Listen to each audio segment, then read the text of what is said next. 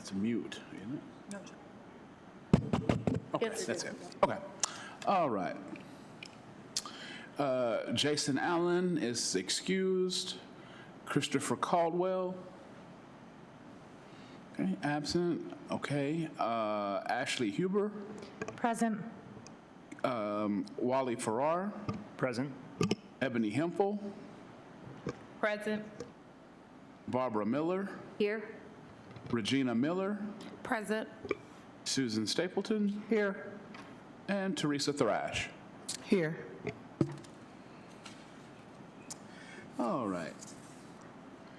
So I'd like to thank you for being here tonight in person as well as via the city's live streaming platforms. Public comments will be accepted during the times as indicated in today's meeting agenda. Community members that wish to provide public comments over the phone can call 888-382-9556 during the citizen comments period. They will enter a queue and will be prompted to offer their comments in turn. At this point, I'd like to entertain a motion to adopt the minutes. I'll motion. Is there a second? Second. All those in favor? I just had one correction. Okay. Under the first line, after the Citizens Public Safety Review Board was called to order by Jason Allen, his name spelled wrong. That's all. It's nothing major. Thank you for catching that. Yeah, thank you. Any other corrections? All those in favor? Aye. Aye. Aye. Aye. Any opposed? Thank you. The minutes have been adopted. At this point, we'll hear from the Office of Professional Standards.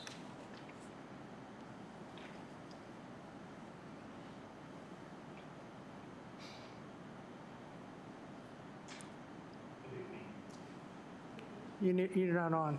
There.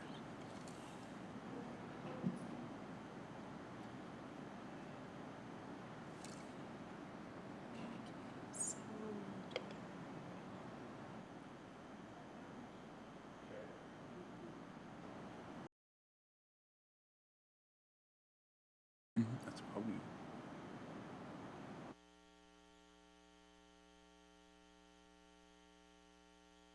It was working early.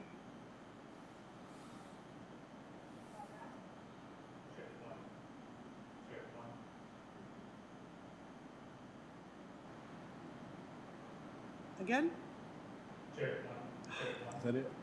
No, I don't think so. I tried.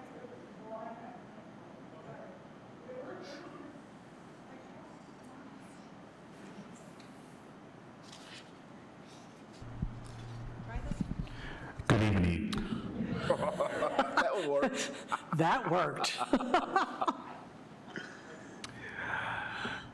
Before I have Inspector Mason come in and give you an update on the PCR numbers for this month and also some update on other numbers, I'd like to talk a little bit about what we have done in the last month with public safety in the community.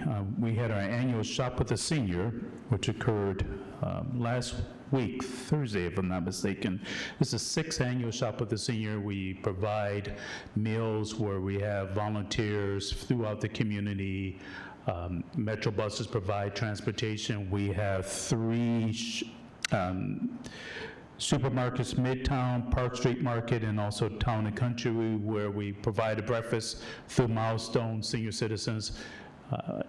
And then we take the seniors as Metro bus provides transportation, and we shop with the senior, and it's a very successful event. We had 55 this year. When we first started off 6 years ago, we only had 25. We also have an event that's coming up next week where we call Shop with the Hero, so we get to shop with a police officer, with the youth. It's going to be at the Meyer on Portage and on Southwestern, and it's this Thursday from 4 to 6 o'clock. Meyer provides the gift cards, and we try to build relationships with the children. Anyone from the Citizens Review Board is more than happy to participate in that next Thursday. I'm sorry, this Thursday. The other thing is that we had honor of, we had our final interviews for the 77th recruit class. For those who may not realize, we had an open process for hiring. We had 132 applications. We narrowed it down after backgrounds and interviews, and we had our final interview, and Chair Susan Stapleton was part of the interview today. 7 were interviewed, and we made 6 conditional offers. And the offers now mean that they will have to still have finished the last process, which includes a medical drug test and also a psychological evaluation. So we're hopeful that they will start up in January, and the process will open up again on January the 12th of 2026. So, unless we have no questions from the community activities, I would send it over to Inspector Mason to cover the current PCR report. Inspector? Thank you, Chief. Before I begin on the PCRs, I also have the crime stats updated for this month here. So as we end the year, we're looking at both in violent crime and property crime categories, 2 major categories. We are down significantly in both categories, and we're reaching out over 10 years. We're also looking at lows in both of those overall categories as well. Year to date, we've seized 385 firearms off the street, a little bit down from last year, but efforts are still continued at the same rate.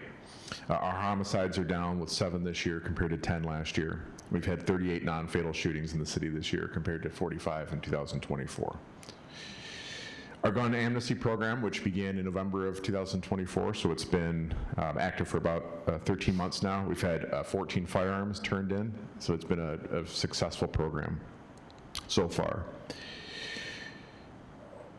Any questions on the crime stats? Do you know if those stats are up on the transparency page right now, the current ones that you talked about? They may be. I know that we have, I would imagine that those categories are reflected on the transparency page. I don't know how recent the data is, whether it's as we stand today or it's out a month. But Yeah. The pause we had was that we did not have a senior staff meeting because we were in interviews all day. Right. And usually after we report out on the senior staff, we then post it, so that was the pause. So if not, it will be posted soon. Yeah, because I thought I looked right before today, and I didn't quite see those same numbers. But it's also a good reminder for our community that we do have an outstanding transparency page that reflects all of this information and this data. were there any categories in particular that you had questions about or that were different? Yeah, I thought the non-fatal, and again, it may just be my memory, but I didn't seem to recall that those were the numbers that I had seen. Okay. We'll take a look at that and see what's online. So, all right, you also have the PCR report in front of you, updated through the end of November.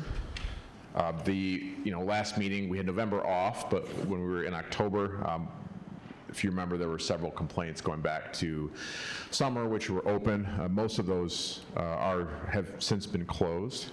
So as you see the stats in front of you, does anybody have any questions that I can answer?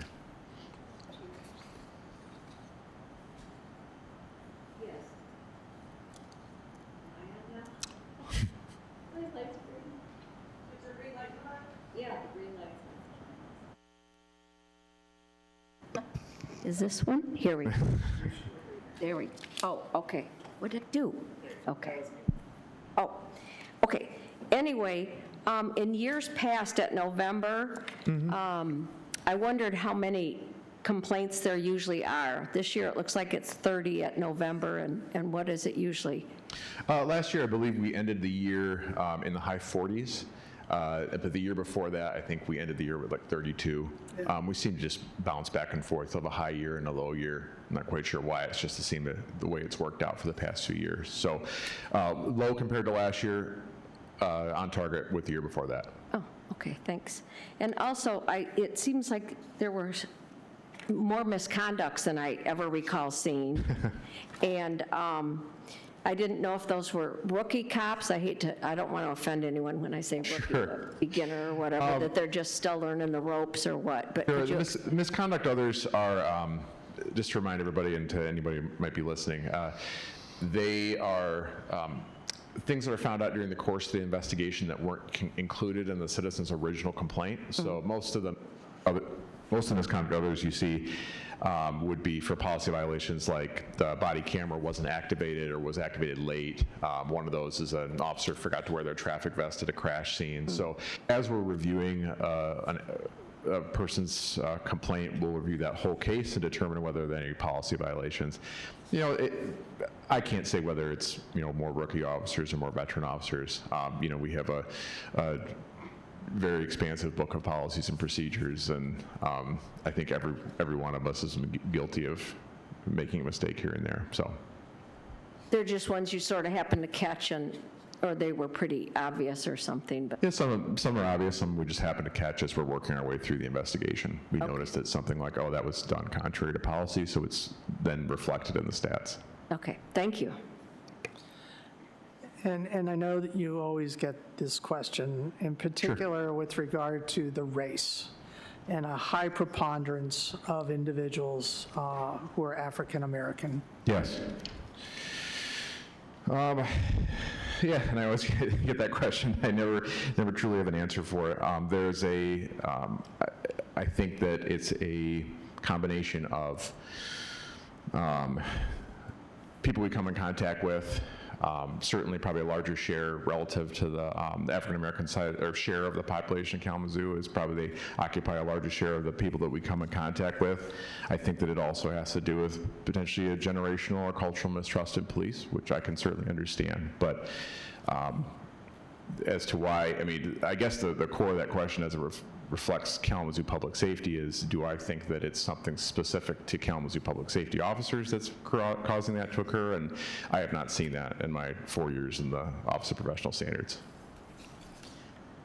It just, for this year in particular, it seems exceedingly high. And maybe I don't have all of my stats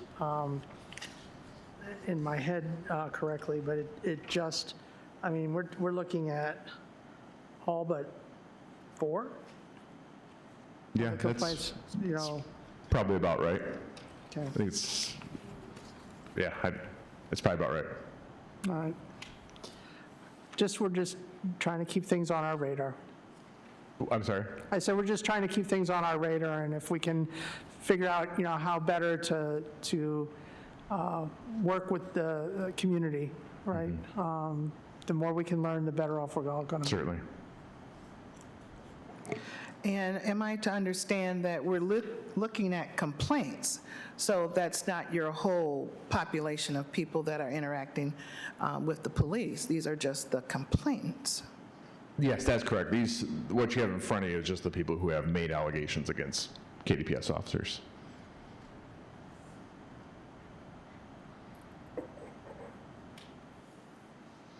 Any other questions? Thank you. Absolutely.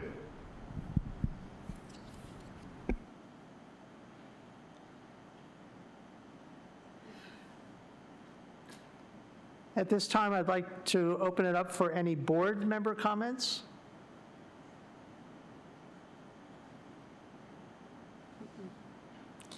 I'd just like to say thank you to all of the members of the board for your dedication and service to our citizens, for your completeness in terms of the thoroughness in which you review materials, and when we do have cases before us in those deliberations, to bring forward concerns and true recommendations that based on the evidence that we've been able to review. And so from my standpoint, I'd like to just say thank you and do wish that everyone has a wonderful end of the year, hopefully a little bit warmer, but at least a wonderful end of the year and a happy holiday season.